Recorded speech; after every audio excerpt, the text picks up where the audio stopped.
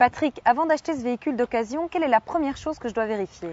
Pour commencer, demander le carnet d'entretien au vendeur, voir éventuellement si les entretiens ont correctement été effectués.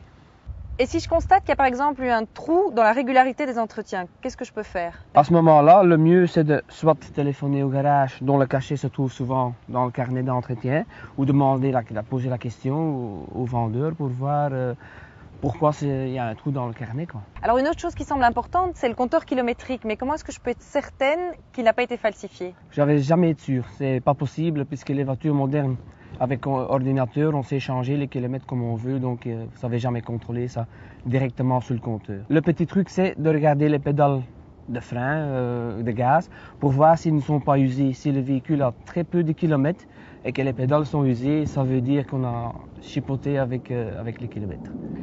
Donc si les pédales ont un aspect neuf, c'est que le véhicule a fait peu de kilomètres. Ça pourrait, mais c'est pas certain, parce qu'on a peut-être remplacé les caoutchoucs de pédales. Ça peut vous tromper dans le choix de véhicule.